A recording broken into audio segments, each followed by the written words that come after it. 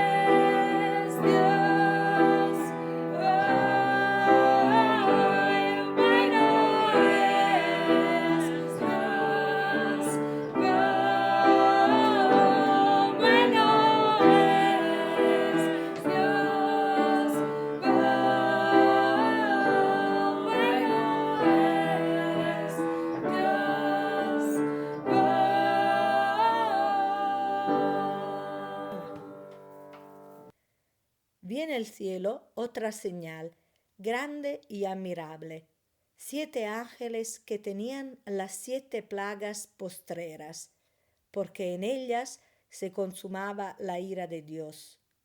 Vi también como un mar de vidrio mezclado con fuego, y a los que habían alcanzado la victoria sobre la bestia y su imagen y su marca y el número de su nombre, en pie sobre el mar de vidrio, con las arpas de Dios. Y cantan el cántico de Moisés, siervo de Dios, y el cántico del Cordero, diciendo: Grandes y maravillosas son tus obras, Señor Dios Todopoderoso. Justos y verdaderos son tus caminos, Rey de los santos. ¿Quién no te temerá, oh Señor, y glorificará tu nombre? Pues solo tú eres santo, por lo cual todas las naciones vendrán y te adorarán, porque tus juicios se han manifestado. Después de estas cosas miré, y aquí fue abierto en el cielo el templo del tabernáculo del testimonio, y del templo salieron los 7 ángeles que tenían las siete plagas, vestidos de lino limpio y resplandeciente, y ceñidos alrededor del pecho con cintos de oro. Y uno de los 4 seres vivientes dio a los 7 ángeles 7 copas de oro, llenas de la ira de Dios, que vive por los siglos de los siglos. Y el templo se llenó de humo por la gloria de Dios y por su poder, y nadie podía entrar en el templo hasta que se hubiesen cumplido las 7 plagas de los 7 ángeles. Apocalipsis capítulo 15 del versículo 1 al 8. La ira de Dios. En el capítulo 15 de Apocalipsis se habla de nuevo de la ira de Dios. Este concepto contrasta con la gracia y la misericordia de Dios en esta época en la que vivimos actualmente. A simple vista, el Dios de amor que predicamos parece incompatible con esta terrible acción de juicio que se describe en estos capítulos. Pero si estudiamos con atención toda la palabra de Dios, veremos que el juicio del mal también forma parte de los planes de Dios. Lo podemos observar, por ejemplo, en las plagas que cayeron sobre Egipto, como juicio de los malos tratos a los que aquella nación había sujetado al pueblo de Dios durante siglos. Vemos el juicio de Dios también sobre los pueblos de Canaán, aplicado a través de la victoria del pueblo de Israel sobre ellos. Estos pueblos habían llegado a un nivel de maldad en su idolatría que incluso sacrificaban a sus hijos a sus dioses, algo que Dios considera una abominación inaceptable.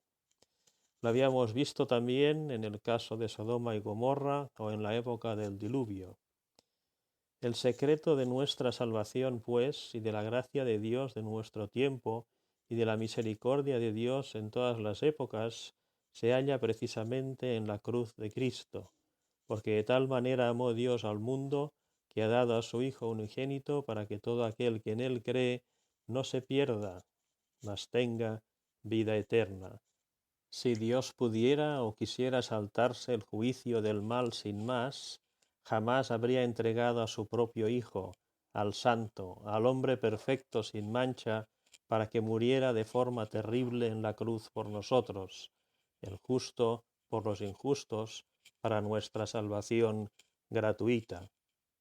En este sentido, Dios no va a pasar por alto la maldad de los que han pisoteado esta salvación tan grande y han perseguido a sus santos.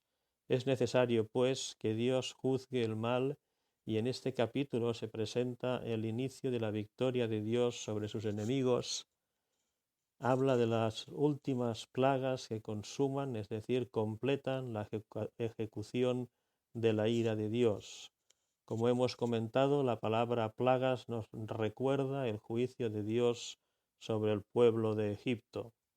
Se nos habla de un mar de vidrio mezclado con fuego, que por un lado es transparente, sin engaños escondidos, es verdadero, y por otro lado el fuego hace referencia a la purificación del mal. Los santos de Dios se hallan sobre este mar de vidrio con las arpas de Dios y se dedican a cantar a Dios alabándole por su grandeza, su justicia y su verdad. Como cristianos no nos gozamos del sufrimiento de los otros, pero sí del hecho que Dios ejecute su juicio según su voluntad. Cantan el cántico de Moisés y el Cordero, una sola historia, un solo plan de Dios, que va desde Abraham hasta nuestros días, pasando, como no, por Jesús. El judaísmo y el cristianismo no son pues dos religiones diferentes, sino que la historia de Israel tiene que llevarnos a Jesús. De nuevo, el contenido del cántico de Moisés celebra el juicio de Dios sobre las tropas de Egipto. Aquí alaban la justicia y verdad de todos los caminos de Dios durante todas las edades y todas sus obras maravillosas, al Dios todopoderoso, justo, santo, el único santo, el verdadero, en contraste con los ídolos y falsos dioses de los otros pueblos. A continuación se abre el templo del tabernáculo del testimonio, no el templo de Jerusalén. Parece que la palabra de Dios va precisamente al origen de las promesas de Dios para con su pueblo, cuando Dios se comprometió a estar presente y accesible a su pueblo en aquel lugar mientras el pueblo iba viajando por el desierto. Y del templo salen 7 ángeles que tenían las 7 plagas, vestidos de lino limpio y resplandeciente, que nos habla de pureza y santidad. La ira de Dios se presenta en copas de oro. La ira de Dios forma parte de la justicia y de la santidad de Dios, y por ello puede presentarse en copas de oro. Si su ira no fuera santa, no se podría presentar con esta dignidad. No se trata de un sentimiento improvisado, de un impulso del momento, sino que la ira de Dios forma parte de sus planes eternos. En estos momentos de juicio, la gloria de Dios no produce un resplandor insoportable a los ojos humanos, sino un humo que impide la visión y el acceso al templo hasta que se hayan cumplido las plagas de los 7 ángeles. Nunca podremos dejar de apreciar nuestro acceso directo a Dios a través de Jesús por la fe. Cuando Jesús murió, el velo del templo se rasgó y se nos abrió la posibilidad de tener una relación directamente con Dios sin intermediarios como hijos amados. Esto es infinitamente maravilloso, tanto a la luz de la grandeza del amor de Dios para con nosotros, como a la luz de la santidad del terrible juicio de Dios sobre el mal. Demos gracias a nuestro Dios por su don inefable. Démosle gloria por su amor y su paciencia en seguir ofreciendo hoy en día la salvación. Que Dios os bendiga.